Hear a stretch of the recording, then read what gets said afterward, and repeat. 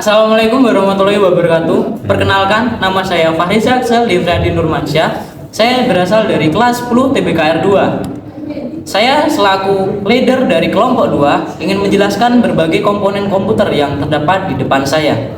Yang pertama di sini terdapat casing. Yang kedua terdapat RAM atau Random Access Memory. Yang ketiga terdapat motherboard. Yang keempat terdapat kipas untuk casing. Yang kelima dan keenam yang sini merupakan prosesor dan ini baterai BIOS. Yang ketujuh ini merupakan kipas untuk prosesor itu sendiri. Yang kedelapan ini merupakan VGA. Yang kesembilan ini merupakan hard disk. Dan yang terakhir ini merupakan power supply. Saya di sini akan menjelaskan komponen motherboard terlebih dahulu.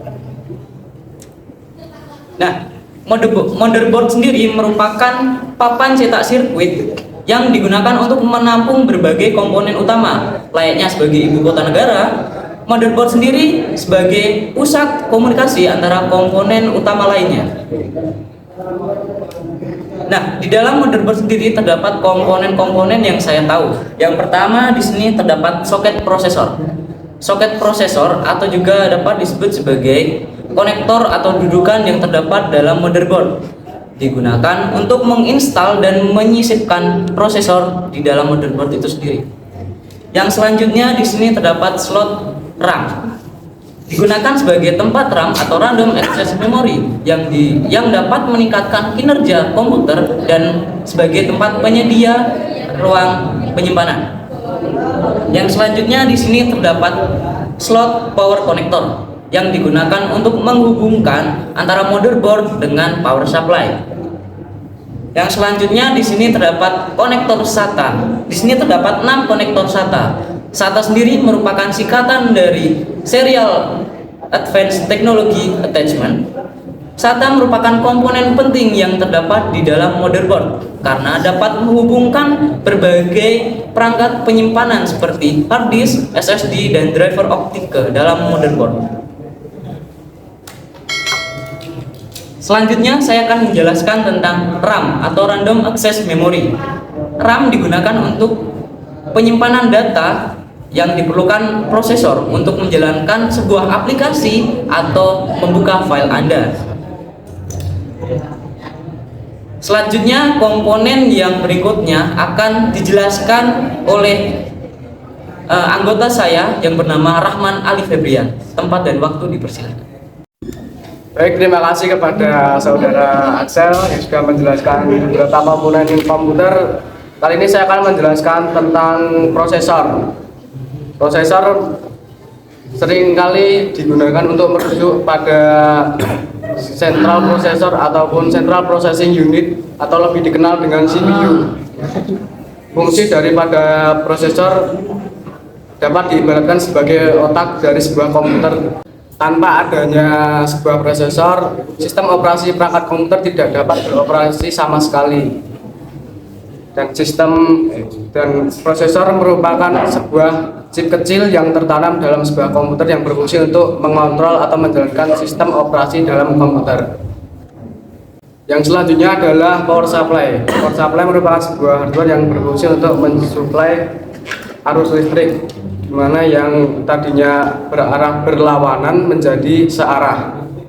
Power supply berfungsi untuk mensuplai arus DC yang diperlukan oleh komputer perangkat keras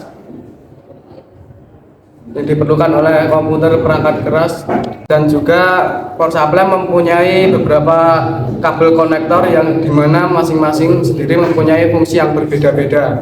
Power supply dibagi menjadi dua jenis. Yang pertama jenis AT dan juga ATX. Yang paling banyak digunakan adalah jenis ATX.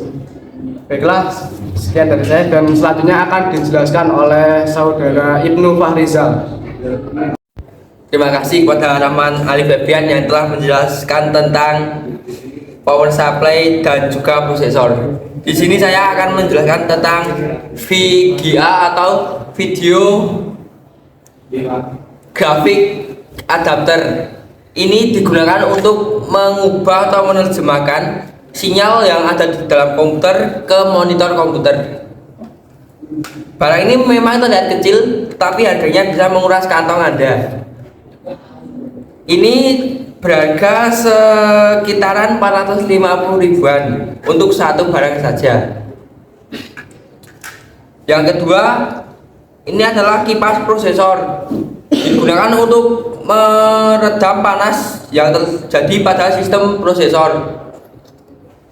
Benda ini sangatlah penting untuk komputer karena jika tidak ada ini, prosesor akan meledak atau ngehang. Benda ini berharga sekitaran 250 ribuan. Oke, sekian dari saya. Bila ada kekurangannya, saya mohon maaf. Selanjutnya akan dijelaskan oleh Mirza Wiguna. Terima kasih yang bernama Ibnu yang telah menjelaskan komponen komputer. Di sini saya akan menjelaskan komponen komputer yaitu baterai BIOS. Baterai BIOS adalah baterai yang digunakan oleh BIOS untuk tetap aktif terus meski tanpa aliran listrik. Baterai BIOS ini berfungsi untuk menyampaikan informasi seperti waktu dan tanggal dan menyampaikan informasi konfigurasi perangkat keras. Yang kedua adalah casing komputer. Casing komputer adalah rumah bagi perangkat keras utama dalam komputer. Di dalamnya terdapat motherboard, prosesor, dan memori.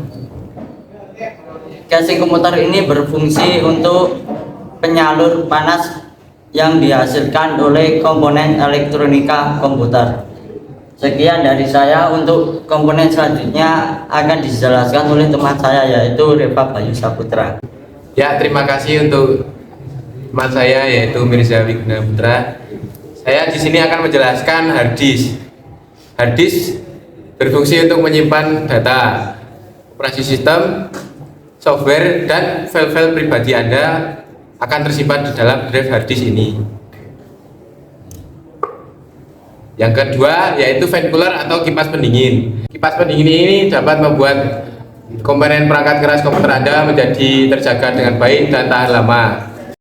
Jadi kesimpulannya dari penjelasan teman-teman saya tadi tentang komponen-komponen komputer, bahwasanya komponen-komponen komputer sendiri memiliki fungsi dan peranannya masing-masing. Nah, prinsip CPU sendiri atau Central Processing Unit meliputi input, processing, dan output. Di processing sendiri memiliki storage penyimpanan. Sekian video dari kami. Bila ada salah tutur kata yang kurang berkenan di benak Anda, mohon maaf sebesar-besarnya. Wassalamualaikum warahmatullahi wabarakatuh. Jangan lupa di like, komen, subscribe, dan bunyikan notifikasi loncengnya.